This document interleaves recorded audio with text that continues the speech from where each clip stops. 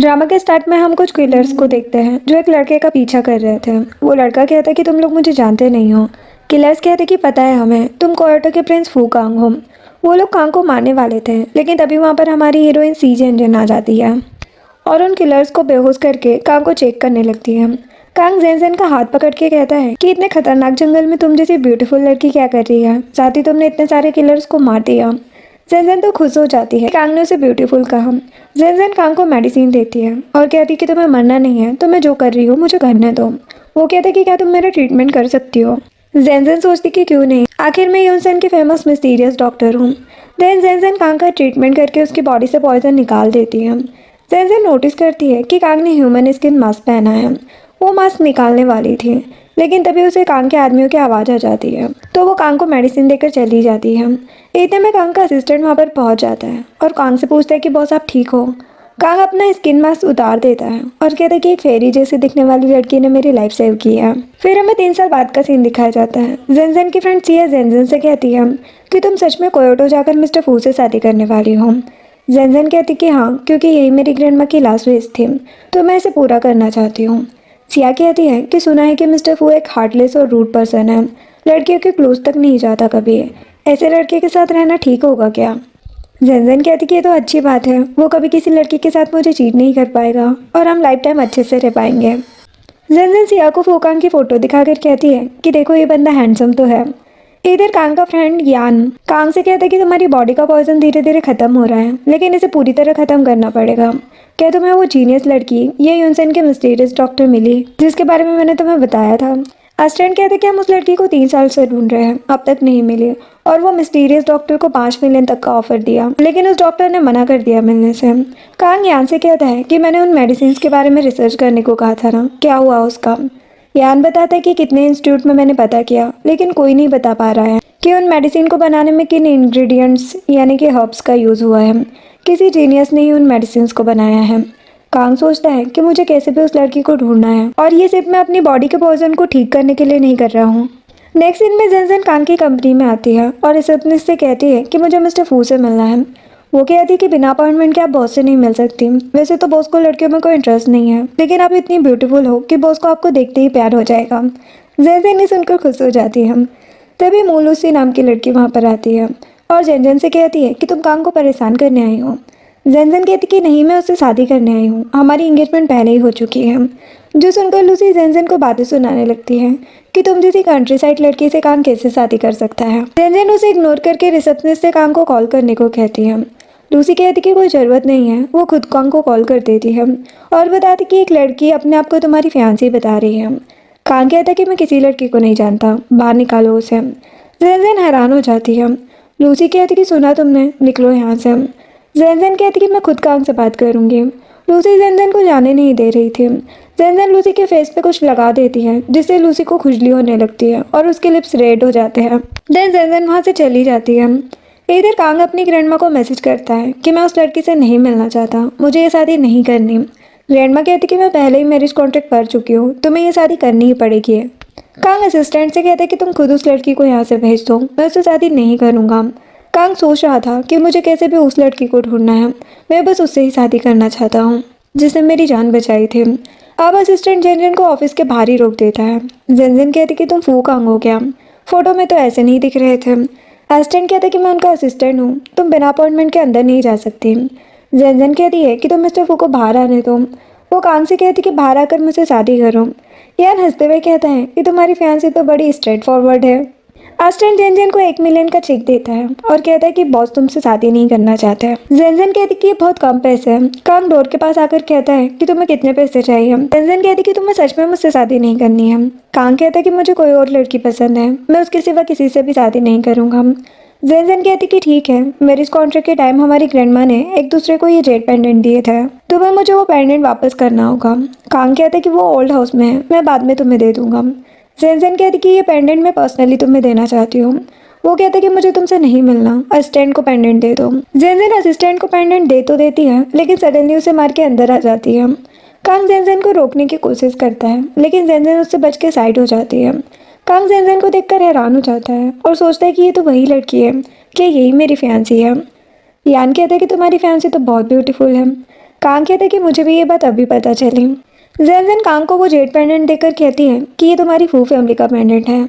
मेरी ग्रैंडमा की last wish थी कि मैं तुमसे शादी करूं, लेकिन मैं तुम्हें फोर्स नहीं करूंगी। तुम भी मुझे मेरा पेंडेंट वापस कर दो और हम एंगेजमेंट कैंसिल कर देते हैं। मुझे तुमसे कोई पैसे नहीं चाहिए, मैं बस तुमसे खुद बात करना चाहती थी। यान कहते कि हाँ सही किया तुमने। कांग जेनजेन को पेंडेंट देकर कहता है कि जब मेरी ग्रैंडमा ने मैरिज कॉन्ट्रैक्ट कर ही दिया है तो इसे कैंसिल करना ठीक नहीं होगा, है ना। जेनजेन कहती कि बहुत जल्दी माइंड चेंज हो गया तुम्हारा। वो कहता कि हाँ, एक ना एक दिन शादी तो होनी है, तो अभी कर लेते हैं हम। वेडिंग कब करनी है तुम्हें। जेनजेन सोचती है कि इसकी आंखें कितनी अट्रैक्टिव हैं, ऐसा लगता है कि मैंने इसे कहीं देखा है। जेनजेन कहती है कि वेडिंग के बारे में बाद में सोचेंगे, अभी मैरिज सर्टिफिकेट ले लेते हैं। कांग कहता है कि ठीक है चलो। यान और असिस्टेंट तो हैरान हो जाते हैं। असिस्टेंट कहते हैं कि बॉस आपकी मीटिंग है अभी। कांग कहते हैं कि मेरी वाइफ से ज़्यादा इंपॉर्टेंट कुछ नहीं है और जेनजेन को लेकर चला जाता है। असिस्टेंट यान से कहता है कि ये सब क्या हो रहा है। यान कहता है कि तुम्हारा बॉस प्यार में पागल होने वाला है। आप कांग जेनजेन का हाथ पकड़कर नीचे आता है। सभी एम्प्लॉयज अपने बॉस को फर्स्ट टाइम किसी लड़की के साथ देखकर खुश हो जाते हैं। कांग रिसेप्शनिस्ट से कहता है कि तुमने मेरी वाइफ को डायरेक्ट अंदर आने दिया, इसलिए इस मंथ तुम्हें डबल सैलरी मिलेगी। उनके जाते ही सभी उन दोनों के बारे में बातें करने लगते हैं। इसके बाद कांग और जेनजेन मैरिज सर्टिफिकेट ले लेते हैं। जेनजेन सोचती है कि फाइनली मेरी शादी हो गई। कांग कहता है कि ये दोनों सर्टिफिकेट मैं रख लेता हूँ ताकि कहीं खो ना जाए। वो कहती कि ठीक है। असिस्टेंट उन दोनों को मैरिज विश करके कहता है कि जल्दी आप दोनों का बेबी हो। कांग तो खुश होकर असिस्टेंट की भी इस मंथ की सैलरी डबल कर देता है। जेनजेन सोचती है कि कांग कितना खुश लग रहा है, इतनी देर से मेरा हाथ भी नहीं छोड़ रहा है। कांग कहते कि तुम्हें मेरे साथ रहने में कोई प्रॉब्लम तो नहीं है ना। वो कहते कि हाँ कोई प्रॉब्लम नहीं है मुझे। अब शाम को जेनजेन अपना सामान लेकर कांग के घर आ जाती है। वो अपना सामान रखने जाती है तो देखती है कि कांग ने बहुत सारी ड्रेसेस पहले ही जेनजेन के लिए रेडी करा दी है। ये देखकर वो तो खुश हो जाती है। अब डिनर करते टाइम कांग कहता है तुम्हें क्या पसंद है मुझे पता नहीं है, इसलिए इतनी सारी डिशेस रेडी कराती हूँ। जेनजेन उसे थैंक्स कहती है। कांग जेनजेन को विदाउट लिमिट ब्लैक कार्ड देता है। जेनजेन कार्ड लेने से मना करती है तो वो कहता है कि अब हम हस्बैंड वाइफ है, मैं लाइफ टाइम तुम्हारे साथ रहना चाहता हूँ, क्या तुम मेरे साथ लाइफ टाइम नहीं रहना चाहती। वो सोचती कि इमोशनल होकर बात क्यों कर रहा है। कांग कहता है कि क्या तुम्हें अपने हस्बैंड के पैसे यूज़ करने में प्रॉब्लम है। वो कहती कि बिल्कुल नहीं, चलो मैं ये कार्ड रख लेती हूँ। वो स्माइल करके कहता है कि ठीक है। अब जेनजेन जब सो रही थी तब कांग उसके फेस को टच करता है। सडनली वो उठ जाती है और कहती कि मैं सोफा पर सो जाती हूँ। वो उसके पास बैठ जाता है और कहता है कि मैरिज के फर्स्ट डे ही तुम अलग सोना चाहती हो। वो कहती कि ठीक है मैं यही सो जाती हूँ। जेनजेन दूसरी साइड सो जाती है। कांग उसके साइड में लेटकर सोचता है कि ये बेड कुछ ज़्यादा ही बड़ा है। थोड़ी देर बाद वो जेनजेन को हक करके सो जाता है। नेक्स्ट मॉर्निंग जेनजेन कांग के ऊपर हाथ पैर रखकर सो रही थी। जेनजेन कांग को गुड मॉर्निंग कहती है। कांग उसके क्लोज आकर कहता है कि पूरी रात तुम मेरे ऊपर ही सो रही थी। वो शर्मा के वॉशरूम चली जाती है। कांग सोचता है कि कितनी क्यूट है ये। अब वॉशरूम में आकर वो सोचती है कि अब से मुझे ध्यान रखना होगा, भले ही हम लीगल कपल हैं, लेकिन मुझे किसी का फ़ायदा नहीं उठाना चाहिए। नेक्स्ट दिन में लूसी कांग के पास आती है और कहती कि तुम क्लाउड सिटी में होने वाले ऑक्शन के वीआईपी गेस्ट हो ना, क्या तुम मुझे भी वहाँ ले जा सकते हो। मुझे क्वीन मेरी का रूबी डायमंड नेकलेस चाहिए। कांग कहता है कि तुम्हें कोई भी काम हो तो मेरे असिस्टेंट से बात किया करो, मुझसे नहीं, और उसे इग्नोर करके चला जाता है।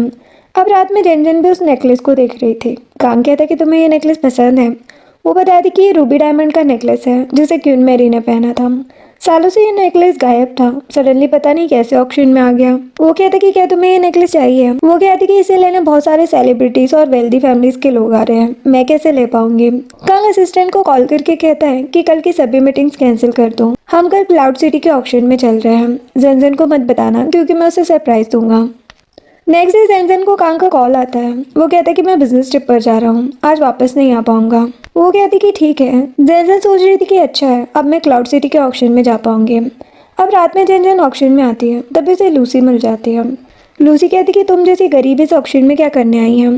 जेनजेन कहती कि तुम्हारी फैमिली भी इतनी रिच नहीं है, तुम यहाँ पर क्यों आई। लूसी कहती कि मैं अपने बॉयफ्रेंड के साथ आई हूँ। जेनजेन कहती कि कौन है वो अंधा लड़का जो तुम्हें लाइक करता है। लूसी गुस्से में कहती कि ज़्यादा होशियारी मत मारो, कांग ने बस अपनी ग्रैंडमा की वजह से तुमसे शादी की है, शायद तुम्हें पता नहीं है मैं और कांग चाइल्डहुड स्वीटहार्ट्स हैं। जो सुनकर जेनजेन को याद आता है कि कांग ने उससे कहा था कि वो किसी और को लाइक करता है। जेनजेन कहती कि कुछ भी हो मिसेस फू तो मैं ही हूँ। लूसी कहती कि तुम कांग के बस नाम के लिए वाइफ हो। तभी चूसेन नाम का लड़का वहाँ पर आता है जो क्लाउड सिटी के सबसे रिच फैमिली का यंग मास्टर है। सेन जेनजेन के पास आता है। लूसी जेनजेन से कहती है कि कांग से शादी होने के बाद भी तुम और रिच लड़कों के साथ घूम रही हो। सैन कहते कि ये कौन है। जेनजेन कहते कि इसे इग्नोर करो, चलो अंदर चलते हैं। लूसी कहती कि क्या तुम्हें मेरे बॉयफ्रेंड को नहीं देखना है। जेनजेन कहती कि मुझे कोई इंटरेस्ट नहीं है। तभी कांग वहाँ पर आकर कहता है कि क्या तुम्हें बस इस लड़के में इंटरेस्ट है। जेनजेन कहती कि तुम यहाँ। वो सोच रही थी कि बिजनेस ट्रिप के बारे में मुझसे झूठ बोल के अपनी चाइल्डहुड स्वीटहार्ट के साथ यहाँ पर आ गया। और कांग सोच रहा था कि मैं जेनजेन को सरप्राइज देने वाला था, इसने तो मुझे ही सरप्राइज दे दिया। कांग कहता कि मुझे तुम एक्सप्लेन करो यहाँ पर क्या कर रही हो। जेनजेन कहती कि तुम्हें भी मुझे एक्सप्लेन करना चाहिए। सेन कहते कि शायद कोई गलत फहमी हो रही है। जेनजेन और कांग गुस्से में कहते कि तुम चुप रहो। लूसी कहती है कि तुम कांग को छोड़कर किसी और लड़के के साथ क्यों आई हो।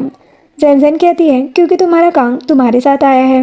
जेनजेन सैन को लेकर चली जाती है। कांग लूसी को साइड करके कहता है कि मेरा तुमसे कोई लेना देना नहीं है, समझी।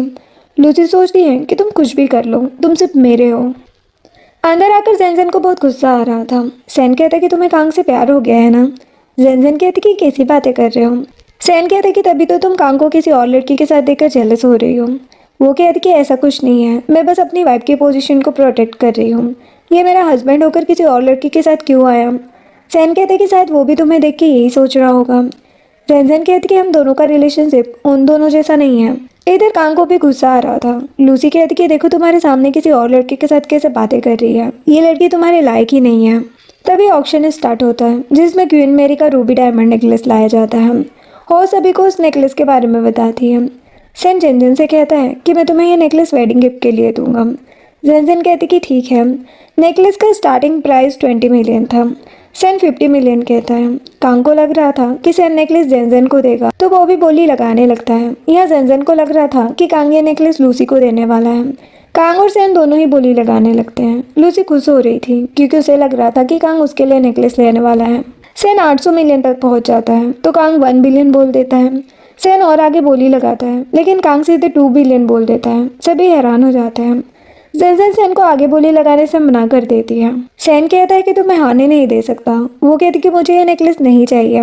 हॉस वो नेकलेस कांग को दे देती है और कहती कि आप अपनी लवर को यह नेकलेस दे सकते हैं। लूसी तो खुश हो रही थी। जेनजेन गुस्से में चली जाती है। कांग भी उसके पीछे चला जाता है। अब रात में जेनजेन बेड पर खुजली वाला पाउडर डाल देती है और कहती कि मैं इसके साथ एक ही बेड पर नहीं सोऊंगी। थोड़ी देर बाद कांग घर आता है। अरुण बताते कि मैडम गेस्ट रूम में है, उन्होंने कहा कि वो बेडरूम में नहीं रहना चाहते। कांग गेस्ट रूम के पास आकर डोर नॉक करता है। जेनजेन डोर ओपन नहीं करती तो कांग नेकलेस बाहर रख के चला जाता है। अब जेनजेन डोर ओपन करती है और उस नेकलेस को बॉक्स को देखकर कहती है कि उस लूसी को खुश करने के बाद मुझे इस गिफ्ट से खुश करने की कोशिश कर रहा है। जेनजेन नेकलेस लेकर आती है और बॉक्स को ओपन करती है। वो रूबी डायमंड नेकलेस को देखकर हैरान हो जाती है और कहती है कि तो कांग ये मेरे लिए लेने गया था, मैंने उस लूसी की बातों में आकर उसे गलत समझ लिया। अभी जेनजेन को खुजली वाले पाउडर की याद आती है। वो जल्दी से कांग के रूम में आती है और कहती कि तुम यहाँ नहीं सो सकते। कांग कहता है कि ये मेरा रूम है। जेनजेन बेड पर लेट जाती है और कहती कि आज मैं यहाँ सोऊंगी। कांग जेनजेन के ऊपर आ जाता है और कहता है कि हम साथ भी सो सकते हैं। जेनजेन नर्वस हो जाती है। वो ब्लैंकेट से खुद को कवर कर लेती है और उस ब्लैंकेट को लेकर गेस्ट रूम में आ जाती है। कांग सोचते कि इसे क्या हुआ। अब रूम में आकर जेनजेन मेडिसिन ले लेती है और सोचती कि अच्छा हुआ कांग बेड पर नहीं सोया। कांग जेनजेन के पास आता है और कहते कि डोर ओपन करो, अभी तक तुमने मुझे एक्सप्लेन नहीं किया है। वो कहते कि नहीं, तुम बिजनेस ट्रिप का झूठ बोलकर उस लूसी के साथ ऑक्शन में क्यों गए थे। वो कहते कि मैं उसके साथ नहीं गया था, मैं तुम्हें सरप्राइज देना चाहता था, बस इसीलिए तुमसे झूठ कहा था मैंने। जेनजेन डोर ओपन करके कहती कि सच में। वो कहते कि हाँ, फू फैमिली और मो फैमिली के भी सालों से अच्छी फ्रेंडशिप है। इसी का फ़ायदा उठाकर वो लूसी सबको बताती है कि मैं और वो चाइल्डहुड स्वीटहार्ट है, लेकिन ऐसा कुछ नहीं है। जेनजेन सोचती कि मैंने सच में कांग को गलत समझा। कांग कहते कि और तुम्हारा सैन से क्या रिलेशन है। जेनजेन कहती कि क्यों, तुम जेलस हो रहे थे। कांग उसके क्लोज जाकर कहता है कि मेरी वाइफ किसी और का हाथ पकड़े, वो भी मेरे सामने, तो मुझे गुस्सा आएगा ही। वो कहती कि हम दोनों बस ब्रदर सिस्टर जैसे हैं। कांग कहता है कि तुम तो कंट्री साइड से हो ना, फिर तुम सैन को कैसे जानती हो। जेनजेन कहती कि सैन की फैमिली भी कंट्री साइड से है, धीरे धीरे उनका बिजनेस क्लाउड सिटी में बढ़ता गया तो फिर वो लोग यहाँ पर शिफ्ट हो गए। हम दोनों चाइल्डहुड फ्रेंड्स जैसे हैं। कांग कहते कि अच्छा। जेनजेन कहती कि हाँ, सैन वो नेकलेस हमें वेडिंग गिफ्ट में देने का बोल रहा था। कांग कहता है कि इसका मतलब तुम सिर्फ मेरी हो। जेनजेन सोचती है कि ऐसा लग रहा है कि कांग मुझे लाइक करने लगा है। कांग उसे उठाकर रूम में ले जाता है। वो कहती कि क्या कर रहे हो। वो कहता कि जो हमें करना चाहिए। वो उसे किस करने से रोक देती है। वो कहता है कि क्या तुम मुझे थोड़ा भी लाइक नहीं करती। जेनजेन को याद आता है कि उस पाउडर का असर अभी तक खत्म नहीं हुआ है। कांग उसे किस करने वाला था लेकिन जेनजेन वहाँ से भाग जाती है। कांग कहता है कि जल्दी तुम मुझे लाइक करने लगोगी। अब रूम में आकर जेनजेन देखती है कि उसके लिप्स रेड हो गए हैं। वो कहती कि मैं ऐसे अपने हस्बैंड के साथ कैसे नाइट स्पेंड कर सकती थी। नेक्स्ट डे जेनजेन कांग के लिए कफ लिंक्स लेकर आई थी, कल जो गलतफहमी हुई थी उसके लिए माफ़ी मांगने के लिए। तभी कांग वहाँ पर आता है। वो कहती कि तुम जल्दी आ गए। वो कहता है कि हाँ, आज मेरी फ्रेंड्स के साथ कार रेसिंग है। वो कहती कि वाह, क्या मैं भी तुम्हारे साथ चल सकती हूँ। वो जेनजेन को अपने ऊपर बिठा लेता है और उसे किस करने वाला था। जेनजेन कांग को रोक कर कहती है कि मेरे पास तुम्हारे लिए एक गिफ्ट है। तभी लूसी वहाँ पर आती है। जेनजेन जल्दी से साइड हो जाती है। लूसी कांग का हाथ पकड़ लेती है, लेकिन कांग उसे साइड करके उसकी बातों को इग्नोर करने लगता है। लूसी कहती कि कल मुझे ऑक्शन में ले जाने के लिए थैंक्स, मैं तुम्हारे लिए एक कपलिंग्स लाई हूँ। कांग कहता कि मैं उस ऑक्शन में अपनी वाइफ के लिए गया था। जेनजेन कहती कि मैं भी तुम्हारे लिए कपलिंग्स लाई हूँ। कांग जेनजेन का गिफ्ट देखकर खुश हो जाता है और उसे थैंक्स कहता है। लूसी कहती कि तुम भूल गए क्या, ये कल कैसे किसी और लड़के के साथ थी। तुमने तो बस इसे शादी अपनी ग्रैंडमा के मैरिज एग्रीमेंट की वजह से की है ना। कांग कहता है कि मैं अपनी वाइफ से बहुत प्यार करता हूँ, अगर वो मैरिज एग्रीमेंट नहीं भी होता तब भी मैं जेनजेन से ही शादी करता। जेनजेन सोचती है कि मैरिज एग्रीमेंट के बिना तो हम एक दूसरे से मिलते ही नहीं हैं। कांग लूसी के सामने जेनजेन को अपने मुंह से फ्रूट्स खिलाने लगता है। लूसी को तो बहुत गुस्सा आ रहा था। कांग जेनजेन से कहता है कि हम रेसिंग के लिए लेट हो रहे हैं। लूसी कहती कि इस कंट्री साइड लड़की को रेसिंग के बारे में क्या पता होगा। जेनजेन कहती कि तुम्हें इससे क्या, मेरे हस्बैंड को रेसिंग पसंद है तो मुझे भी पसंद है। वो दोनों साथ चले जाते हैं। लूसी को उन्हें देखकर बहुत जेलसी हो रही थी। जिसके बाद कांग जेनजेन को लेकर रेसिंग की लोकेशन पर आता है। कार में वो जेनजेन को अपने ऊपर बिठा लेता है। एस्टन ये देखकर खुश हो जाता है। कांग उसे बाहर जाने को कहता है। वो कहती कि क्या कर रहे हो। कांग कहता है कि घर में उस लूसी ने डिस्टर्ब कर दिया था ना। जेनजेन सोचती कि ये क्या करना चाहता है। कांग उसे किस करता है। वो तो हैरान हो जाती है और कहती कि ये मेरी फर्स्ट किस थी। कांग कहता है कि अच्छा। वो जेनजेन का हाथ पकड़कर उसे उठा के बाहर लाता है। जेनजेन कांग के फ्रेंड्स को देखकर उसे नीचे उतारने को बोल रही थी। कांग का एक फ्रेंड कहता है कि सिस्टर इन लो तो बहुत ब्यूटीफुल है, तुम दोनों एकदम परफेक्ट मैच हो। कांग खुश होकर अपने फ्रेंड से कहता है कि अपने डैड को कल कंपनी भेजना, मैं उनके साथ कॉन्ट्रैक्ट करूँगा। वो फ्रेंड जेनजेन को थैंक्स कहता है। जेनजेन हंसने लगती है। तभी लूसी वहाँ पर आती है। कांग के फ्रेंड्स लूसी से बातें करने लगते हैं तो कांग गुस्से में सभी से कॉन्ट्रैक्ट करने से मना कर देता है। लूसी कांग के साथ रेसिंग कंपटीशन करने को कहती है। जेनजेन कहती कि कांग के साथ नहीं, मेरे साथ कंपटीशन करूं। लूसी कहती कि तुम कंट्री साइड से हो ना, वहाँ तो तुम साइकिल या ट्रैक्टर ही चलाती रही होगी, कार रेसिंग के बारे में तुम्हें कुछ पता भी है। जेनजेन कहती कि मुझे लगता है कि कार और ट्रैक्टर में ज़्यादा डिफरेंस नहीं है। कांग कहता कि वाइफी, तुम मुझे भी ट्रैक्टर ड्राइव करना सिखा सकती हो। वो कहती कि हाँ, क्यों नहीं। लूसी कहती कि तुम्हारे पास रेसिंग सूट नहीं होगा ना, मेरे पास एक एक्स्ट्रा सेट है, चाहो तो वो ले लो। जेनजेन कांग की तरफ देखने लगती है। कांग कहता कि नहीं, मैं अभी असिस्टेंट से अपनी वाइफ के लिए सूट सेट मंगवा देता हूँ। यान कहता कि तुम बहुत चेंज हो गए हो। कांग कहता कि तुम्हारी शादी होने दो, तुम भी चेंज हो जाओगे। लूसी कहती कि हारने वाले को 5 मिलियन देने होंगे। जेनजेन कहती कि ठीक है। लूसी चेंज करने चली जाती है।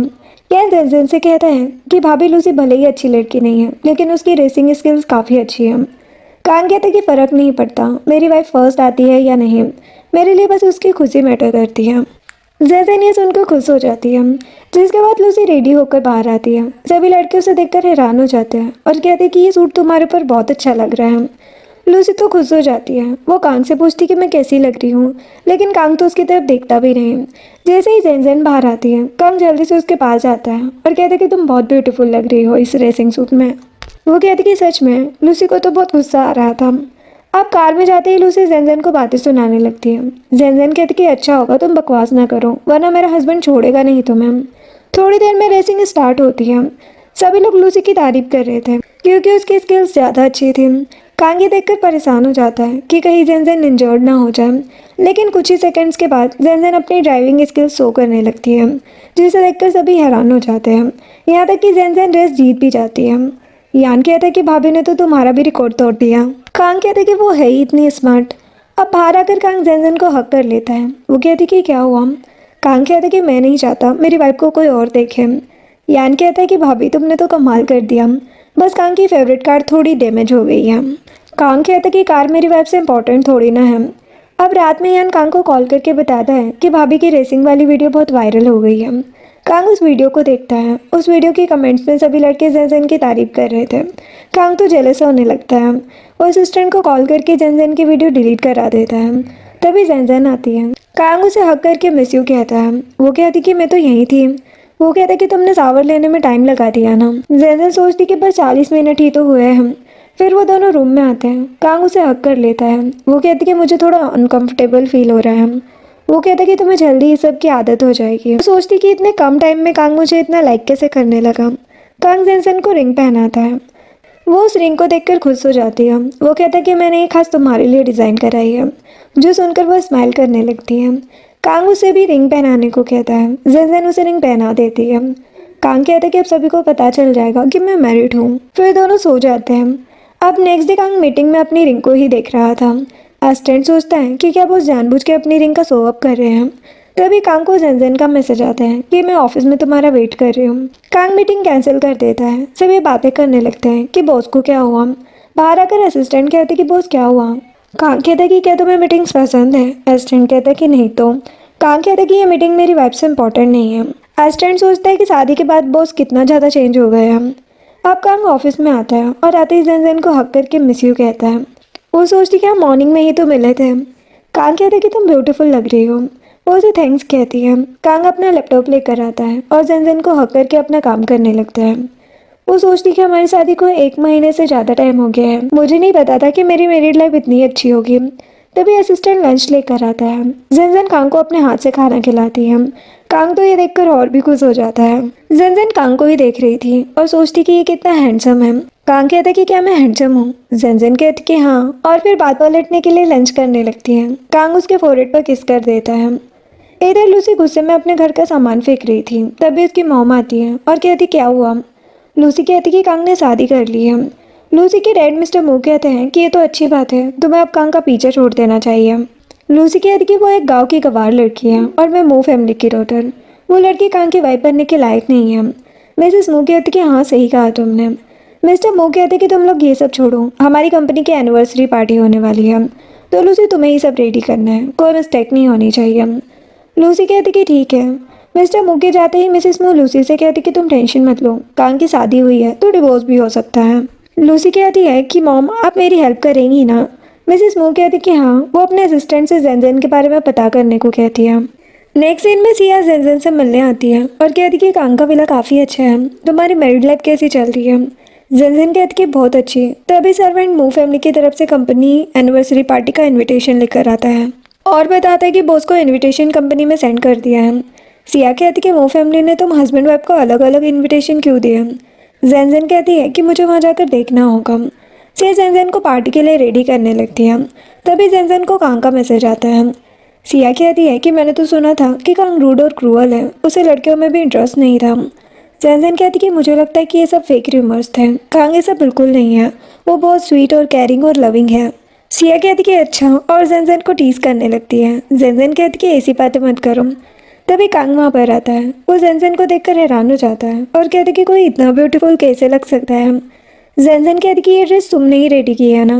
सिया कांग को हेलो ब्रदर इन लॉ कहती है। कांग ब्रदर इन लॉ सुनकर बहुत खुश हो जाता है। देन कांग और जेनजेन पार्टी में आते हैं। सभी जेनजेन के बारे में बातें करने लगते हैं कि क्या ये कोई स्पेशल लड़की है जिसने मिस्टर फू को फंसा लिया, क्योंकि वो तो कभी लड़कियों से बात तक नहीं करते थे। लूसी कहती कि ये बस एक कंट्री साइड लड़की है जिसका कोई नहीं है। वैसे भी मिसेस फू की पोजीशन के लिए मैं सबसे परफेक्ट हूँ। मिसेस मू कहती कि हाँ सही कहा, मेरी बेटी ही फू फैमिली की यंग लेडी बनना डिजर्व करती है। जो सुनकर यान जेनजेन से कहता है कि भाभी तुम यहाँ सबसे ब्यूटीफुल हो। जेनजेन उसे थैंक्स कहती है। लूसी कांग से बात करने आती है, लेकिन कांग उसे इग्नोर करके जेनजेन के लिए केक लेने चला जाता है। लूसी को काफ़ी गुस्सा आ रहा था। कांग को किसी का कॉल आ जाता है तो वो बाहर बात करने चला जाता है। देन लूसी स्टेज पर जाती है। वो सभी को पार्टी में आने के लिए थैंक्स कहती है और बताती कि आज मेरा चाइल्डहुड स्वीटहार्ट फू कांग यहाँ पर स्पेशल गेस्ट है। सभी हैरान हो जाते हैं। जेनजेन सोच रही थी कि अब ये क्या करने वाली है। लूसी कहती कि कांग ने सडनली फ्लैश मैरिज की है, वो भी एक कंट्री साइड लड़की से, तो उस लड़की में कोई तो ऐसी बात होगी जिस वजह से कांग ने शादी की है। जेनजेन समझ जाती है कि लूसी उसे सबके सामने एम्बेरस करना चाहती है। लूसी जेनजेन को वहाँ पर रखे वायलिन प्ले करने को कहती है। सभी बातें करने लगते हैं कि एक कंट्री साइड लड़की से शादी क्यों की है मिस्टर फू ने, भले ही ये ब्यूटीफुल है लेकिन किसी वेल्दी फैमिली से तो नहीं है। लूसी सोच रही थी कि अब आएगा मजा। वो जेनजेन को स्टेज पर आने को कहती है।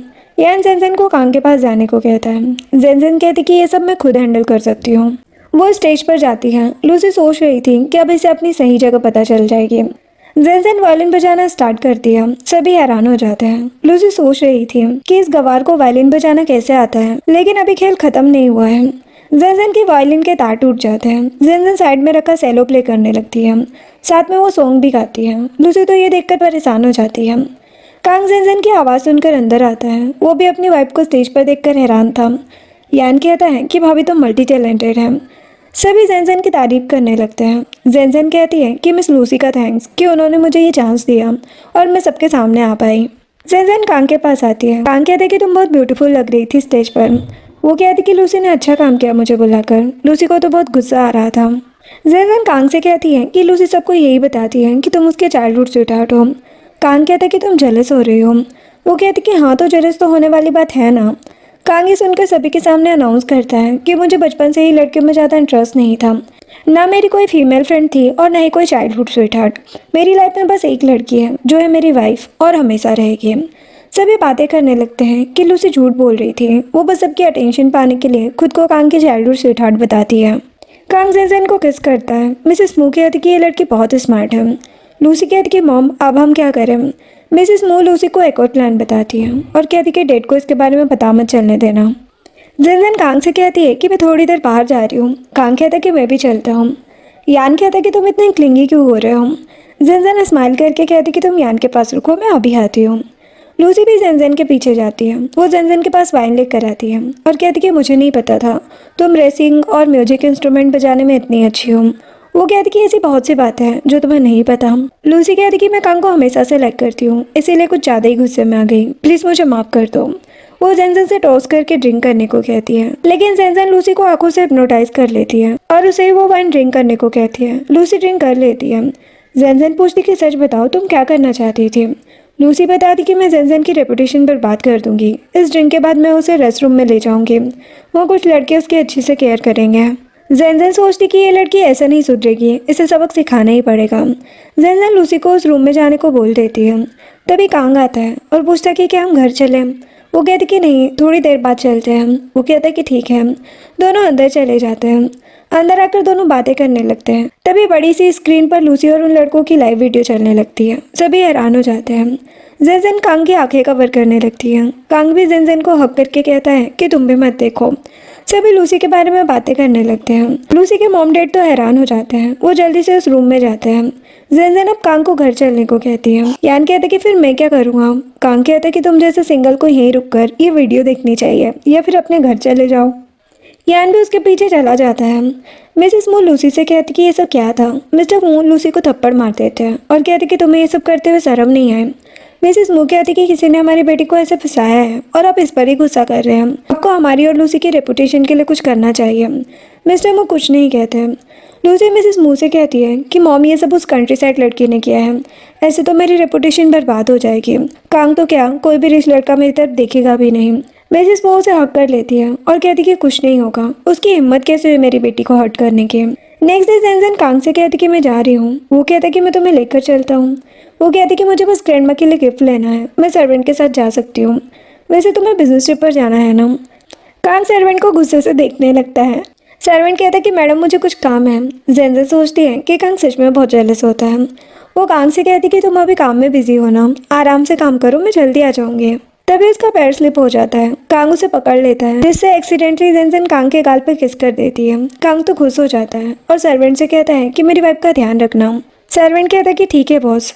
इधर मिसेस मू मिस्टर लिन के पास आती है और उनसे रोते हुए कहती है कि किसी ने हमारी बेटी को परेशान करने की कोशिश की है, उसकी रेपुटेशन खराब हो जाएगी, प्लीज़ कुछ करो। मिस्टर लिन गुस्से में कुछ लोगों को कॉल कर देते हैं और उन्हें जेनजेन के बारे में बताते हैं। यहाँ पर हमें पता चलता है कि लूसी मिसेस मू और मिस्टर लिन की बायोलॉजिकल डॉटर है। मिसेस मू मिस्टर लिन को थैंक्स कहती है। नेक्स्ट दिन में जेनजेन सर्वेंट से कहती है कि हमें इतने कम प्राइस में इतना सब कैसे मिल गया। सर्वेंट कहते कि पता नहीं मैडम। जेनजेन सोचती कि ये सब कांग नहीं किया होगा। सर्वेंट कांग को मैसेज करता है कि काम हो गया। सर्वेंट कार में जाकर देखता है कि उनका कोई पीछा कर रहा है। जेनजेन भी उन लोगों को देख लेती है। वो सर्वेंट को साइड में बिठाकर खुद कार ड्राइव करती है। जेनजेन बहुत फास्ट ड्राइव करके वहाँ से निकलने की कोशिश करती है, लेकिन वो गुंडे उनके कार के सामने आ जाते हैं। सर्वेंट जेनजेन से बाहर जाने से मना करता है, लेकिन जेनजेन सर्वेंट को कार में लॉक करके बाहर आ जाती है। वो गुंडे कहते कि ये तो बहुत ब्यूटीफुल है, इसे मारने से पहले हम इसके साथ मज़े कर सकते हैं। जेनजेन कहती कि तुम लोग मुझे टच करने के भी लायक नहीं हो। इधर कांग परेशान हो रहा था कि अभी तक जेनजेन का कॉल नहीं आया, फ़ोन भी बंद है। इधर जेनजेन उन सभी गुंडों से फाइट करने लगती है। वो उन सभी को मार के भगा देती है और उसके बाद सर्वेंट को कार से बाहर निकालती है।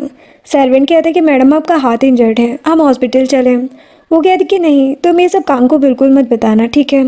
वो कहता कि ठीक है। अब वो घर आकर खुद को मेडिसिन लगाती है और देखती कि उसका फ़ोन तो स्विच ऑफ है। जेनजेन सोचती है कि मैं कांग से मॉर्निंग में बात कर लूँगी और सो जाती है। कांग का मीटिंग में बिल्कुल भी मन नहीं लग रहा था। तभी उसे सर्वेंट का कॉल आ जाता है कि मैडम इंजर्ड हो गई है। तो कांग मीटिंग छोड़कर वहाँ से चला जाता है। असिस्टेंट सोचता है कि बॉस को सडनली क्या हो गया। इधर मिसेस मो को गुंडों का कॉल आ जाता है। लूसी कहती कि मॉम, क्या वो जेनजेन मर गई? मिसेस मो कहती कि नहीं, वो लड़की एकदम ठीक है, बल्कि उसके पास गए सारे गुंडे इंजर्ड हो गए हैं। लूसी कहती कि ऐसा कैसे हो सकता है, वो सभी अच्छे फाइटर्स हैं ना। मिसेस मो को बहुत गुस्सा आ रहा था। अब नेक्स्ट डे कांग मॉर्निंग में ही दूसरी सिटी से वापस आ जाता है और जेनजेन से कहता है कि तुम ठीक हो ना। वो सोचती कि सर्वेंट को मना किया था कुछ भी बताने। जेनजेन कहती कि हाँ मैं बिल्कुल ठीक हूँ। कांग उसके हाथ को इंजर्ड देखकर हैरान हो जाता है और यान को कॉल करने लगता है। वो कहती कि बस छोटी सी इंजरी है, मैंने मेडिसिन लगा ली है ना। कांग कहता है कि ये कोई छोटी बात नहीं है। वो यान को कॉल करके कहता है कि जल्दी मेरे घर आओ, मेरी वाइफ की जान खतरे में है। यान ये सुनकर हैरान हो जाता है। वो जल्दी से कांग के घर आता है। वो जेनजेन की इंजरी देखकर फिर से हैरान हो जाता है और कहता है कि क्या इससे भाभी की जान जाने वाली है। जेनजेन हंसने लगती है। कांग कहते कि हाँ, तो मेरी वाइफ इंजर्ड है।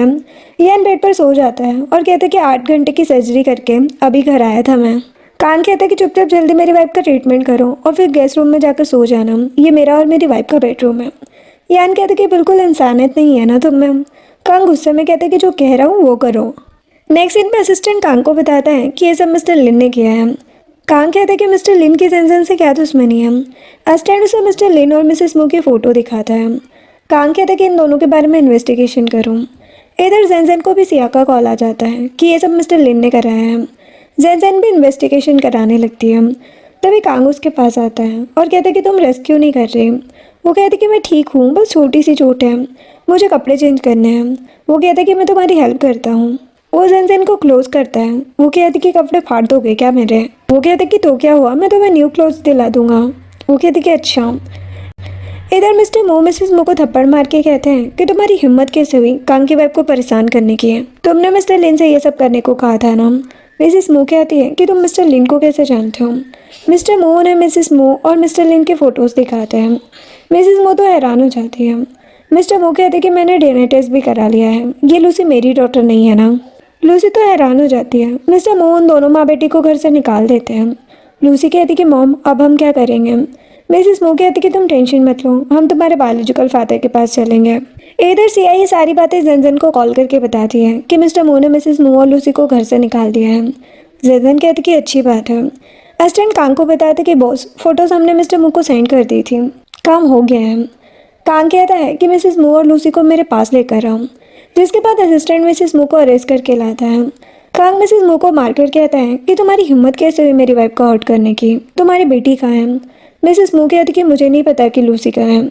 कांग कहते कि अच्छा। वो असिस्टेंट से मिसेस मो की जीप काटने को बोल देता है। असिस्टेंट मिसेस मो की जीप कट करने की कोशिश करने लगता है। मिसेस मो कहती है कि क्या तुम्हें जानना है तुम्हारी मॉम की डेथ कैसे हुई थी? बस मुझे जाने देना। कांग हैरान हो जाता है और कहता है कि जल्दी बताओ।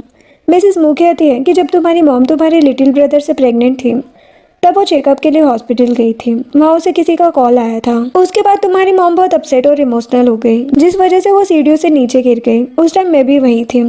कांग ये सब सुनकर हैरान हो जाता है। वो असिस्टेंट से इस बारे में पता करने को कहता है। इधर जेनजेन और सिया लूसी के पास आती है। इन लोगों ने लूसी को पकड़ रखा था। सिया लूसी का मुंह खोलती है।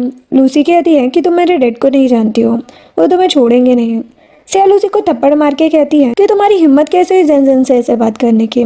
तभी मिस्टर लिन वहाँ पर आते हैं। लूसी उनसे जेनजेन की कंप्लेन करने लगती है, लेकिन मिस्टर लिन जेनजेन को देखकर हैरान हो जाते हैं। वो जेनजेन के सामने नील डाउन होकर उससे माफ़ी मांगने लगते हैं, क्योंकि जेनजेन का क्लाउड सिटी में बहुत बड़ा बिजनेस है। लूसी कहती कि डैड आप ये क्या कर रहे हैं?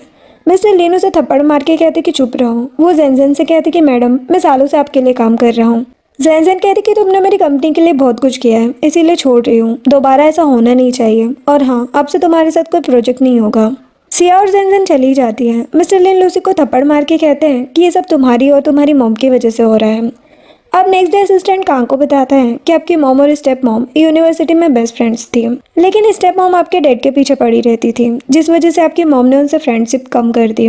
लेकिन एक बार आपके डैड मिस्टर फू किसी पार्टी के बाद ड्रंक होकर होटल रूम में गए। नेक्स्ट डे उनके साथ स्टेप मॉम भी थी। उस टाइम आपकी मॉम प्रेग्नेंट थी, इसीलिए मिस्टर फू ने इस मैटर को हाइड करके रखा था।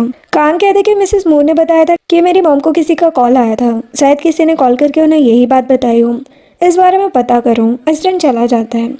जैन कांग के पास आती है और कहती कि ज़्यादा टेंशन मत लो। कांग उसे हक कर लेता है। वो सोचती है कि मैंने फू फैमिली के बारे में पता किया है। कांग की मॉम की डेथ बच्चे को बर्थ एट टाइम हुई थी, जब वो कांग के लिटिल ब्रदर से प्रेग्नेंट थी।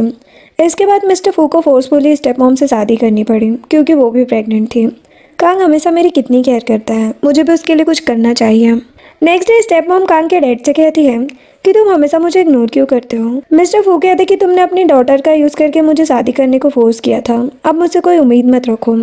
स्टेप मॉम को गुस्सा आ रहा था, तभी उन्हें किसी का मैसेज आता है कि कोई हमारे मैटर की इन्वेस्टिगेशन कर रहा है। स्टेप मॉम टेंशन में आ जाती है। उसी दिन जेन ग्रैंडमा से मिलने आती है। ग्रैंडमा जेन को कांग के बचपन की फ़ोटोज़ दिखाने लगती है। जेन एक फ़ोन को देखकर कहती है कि ये किसका है। ग्रैंडमा कहती कि कांग की मॉम जब सीढ़ियों से गिर गई थी तो उनका फ़ोन टूट गया था, तब से ये मेरे पास ही है।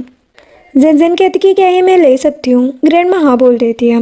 नेक्स्ट दिन में असिस्टेंट कांग के पास मिस्टर जी नाम के आदमी को लेकर आता है। मिस्टर जी स्टेप मॉम का क्लासमेट है और ये उन्हें लाइक भी करता था। कांग मिस्टर जी से पूछता है कि बताओ उस टाइम क्या हुआ था और मेरी सिस्टर फू मीनी किसकी डॉटर है। मिस्टर जी कहते कि वो मिस्टर फू की ही डॉटर है। कांग कहता कि झूठ मत कहो। असिस्टेंट मिस्टर जी के हाथ में नाइफ मार देता है। कांग कहता कि मरना नहीं चाहते तो सच बताओ। मिस्टर जी बताते हैं कि मीनी मेरी ही डॉटर है। उस दिन होटल रूम में तुम्हारे डैड बेहोश थे, उन्होंने कुछ किया ही नहीं, ये सब तुम्हारी स्टेप मॉम और मैंने प्लान किया था। कांग उसे असिस्टेंट के हवाले छोड़कर चला जाता है।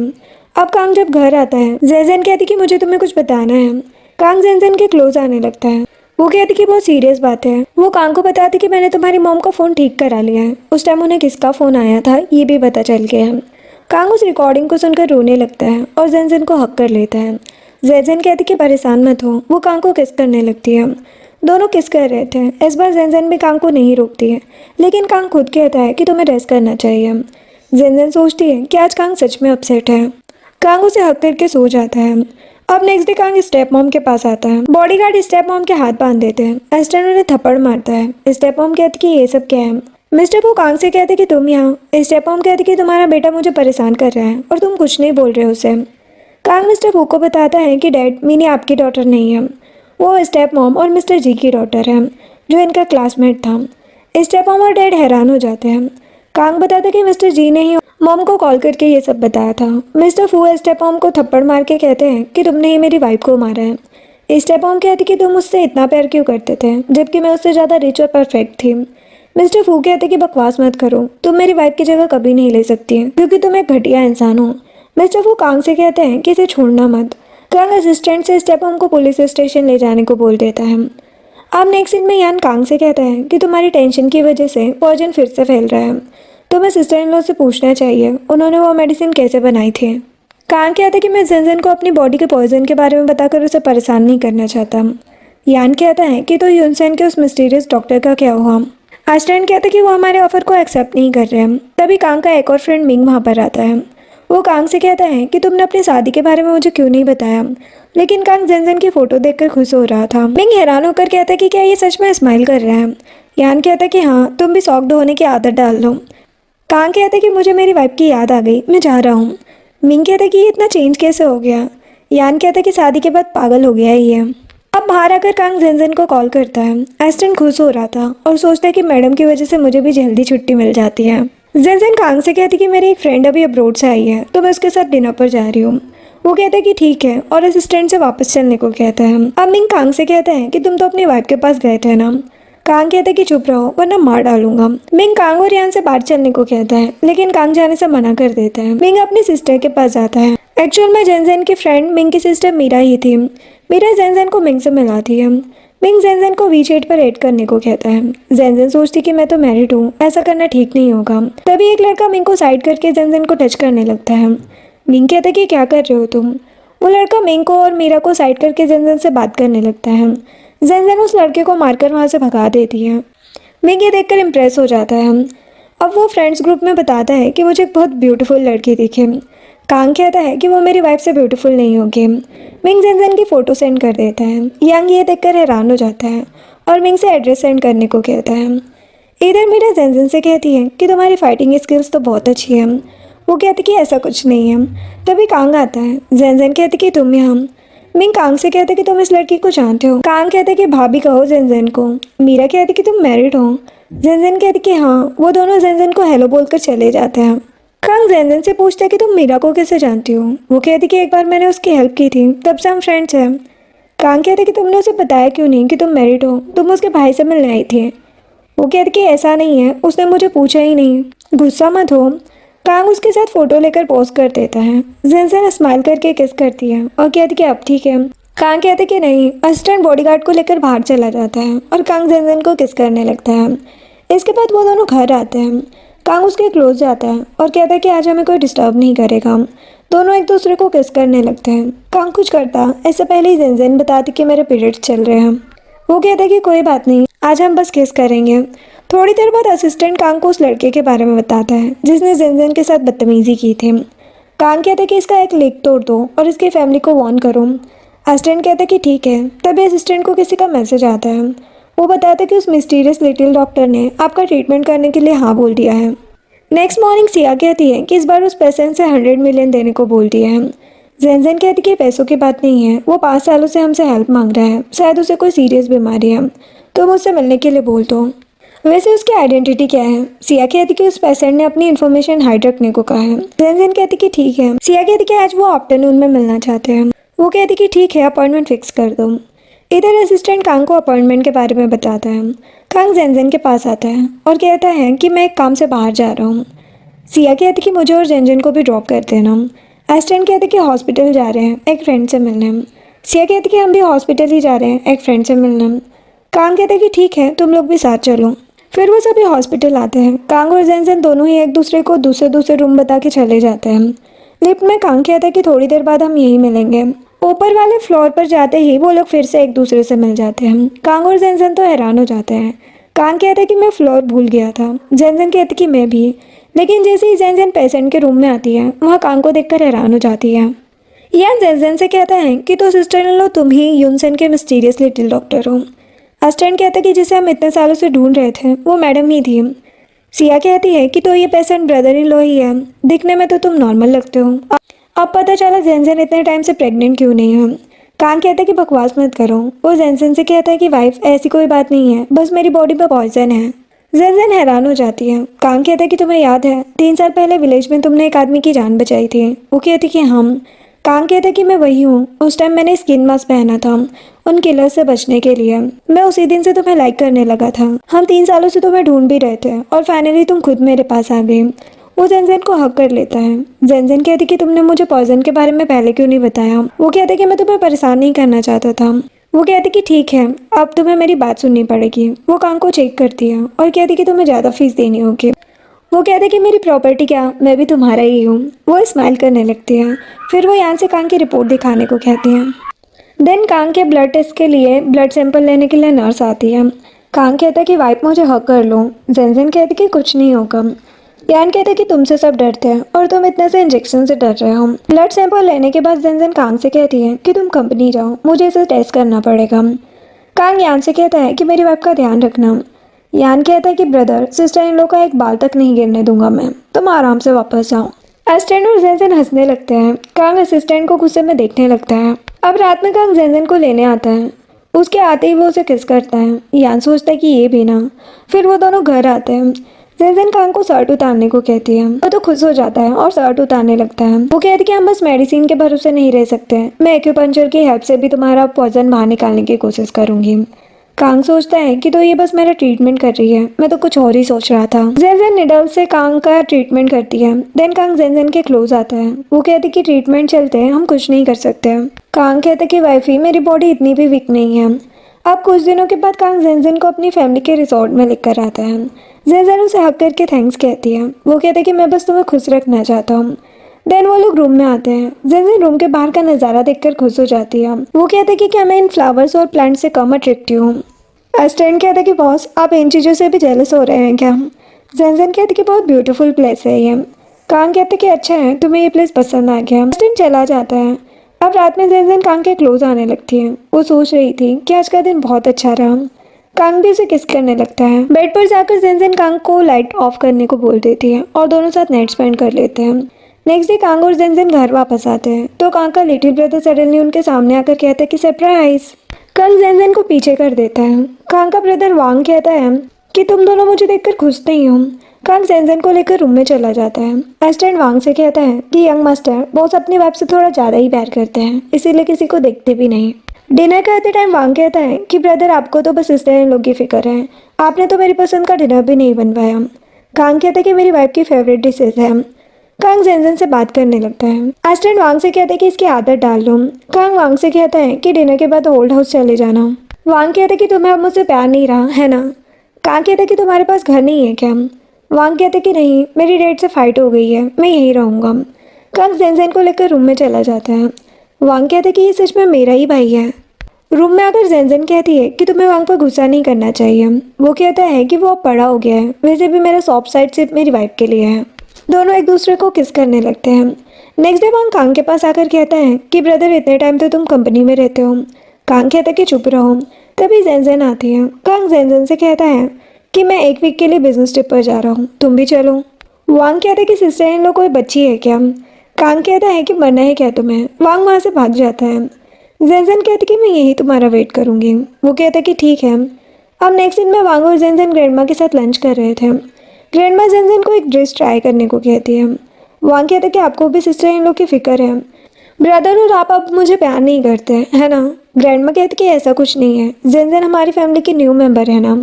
ग्रैंडमा जेनजेन से कहती है कि तुम लोग मुझे जल्दी ग्रैंड चाइल्ड दे दो ताकि मैं उसके साथ खेल पाऊँ। वांग कहते कि क्यों, इनका बेबी टॉय है क्या जो आपको उसके साथ खेलना है। ग्रैंडमा कहती कि बकवास मत करो और तुम भी जल्दी एक गर्लफ्रेंड ढूंढो। वांग ये सुनकर भाग जाता है। अब रात में कांग वापस आता है और जेनजेन को हक करके उसे किस करने लगता है। वो कहती कि ग्रैंडमा को हमारा बेबी चाहिए ताकि वो उसके साथ खेल पाए। कांग कहता है कि अभी मैं तुम्हारे साथ और टाइम स्पेंड करना चाहता हूँ, इसीलिए अभी मुझे बेबी नहीं चाहिए। जेनजेन भी मान जाती है। कांग उसे किस करने लगता है। अब नेक्स्ट डे वो दोनों ग्रैंडमा के पास आते हैं। जेनजेन उन्हें फ्लावर्स देती है। ग्रैंडमा कहती कि ये तो बहुत ब्यूटीफुल है। एस्टन आकर कांग को गिफ्ट देता है। कांग वो गिफ्ट ग्रैंडमा को देता है। उसमें एक डॉल थी। ग्रैंडमा कहती कि ये किस लिए।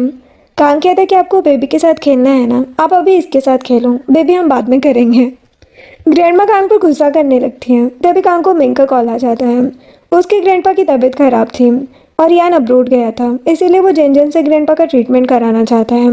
कांग जेनजेन से हॉस्पिटल चलने को कहता है। हॉस्पिटल में मिंग अपने डैड को जेनजेन और कांग से मिलवाता है और बताता है कि जेनजेन ग्रैंडपा का ट्रीटमेंट कर सकती है। मिंग के डैड मिस्टर क्यू कहते हैं कि इस लड़की की एज बहुत कम है और ये हॉस्पिटल की डॉक्टर भी नहीं है। कांग कहते कि आपको प्रॉब्लम है तो हम चले जाते हैं। मिंग अपने डैड को समझाता है। मिस्टर क्यू कहते कि ठीक है। वो डॉक्टर से रिपोर्ट लेकर आने को कहते हैं। डॉक्टर्स आकर जेनजेन को रिपोर्ट देते हैं। जेनजेन रिपोर्ट देखकर कहती है कि मेरे एक्यूपंक्चर करने के बाद हम ग्रैंडपा की सर्जरी करेंगे। जो सुनकर सभी डॉक्टर जेनजेन को बातें सुनाने लगते हैं कि पेशेंट को कुछ भी होगा तो हमारे पास रोते हुए मत आना। कांग कहते कि तुम्हारी हिम्मत कैसे हुई मेरी वाइफ से ऐसे बात करने की, पूरी रिस्पॉन्सिबिलिटी मैं लूँगा। जेनजेन कहती कि कोई बात नहीं। कांग की बात सुनकर सभी डॉक्टर जेनजेन को हेल्प करने के लिए मान जाते हैं। जेनजेन निडल से ग्रैंडपा का ट्रीटमेंट स्टार्ट करती है। देन वो सर्जरी के लिए डॉक्टर के साथ जाती है। थोड़ी देर बाद जेनजेन बाहर आती है। डॉक्टर बताते कि सर्जरी सक्सेसफुल रही। जेनजेन की मेडिकल स्किल्स बहुत ही अच्छी है। मीरा और मिस्टर क्यू उसे थैंक्स कहते हैं। वो कहती कि कल तक ग्रैंडपा को होश आ जाएगा। अब नेक्स्ट डे ग्रैंडपा को होश आ जाता है। मिंगू ने बताता है कि आपको कांग की वाइफ ने सेव किया है। ग्रैंडपा कहती कि उसे मेरी तरफ से थैंक्स कहना। अब कुछ दिनों के बाद जेनजेन कांग के पास आकर कहती है कि तुम कंपनी नहीं गए। वो उसे क्लोज करके कहता है कि अब मेरा मूड नहीं है जाने का। इधर मीटिंग में सभी कांग का वेट कर रहे थे और बोल रहे थे कि बॉस इतनी इंपॉर्टेंट मीटिंग कैसे छोड़ सकते हैं। एस्टन कहते हैं कि वो अपनी वाइफ के लिए कुछ भी छोड़ सकते हैं, चलो मीटिंग कैंसिल होती है। इधर जेनजेन कांग से कहती है कि कोई इंपॉर्टेंट काम नहीं है तुम्हें। वो कहते कि नहीं, तुमसे इंपॉर्टेंट कुछ नहीं है, मैं बहुत लकी हूँ कि तुम मेरी लाइफ में आई। वो दोनों एक दूसरे को लव यू कहते हैं और किस करते हैं। इसी के साथ ये ड्रामा एंड होता है। वीडियो पसंद आई हो तो लाइक शेयर एंड सब्सक्राइब करें। Thanks for watching.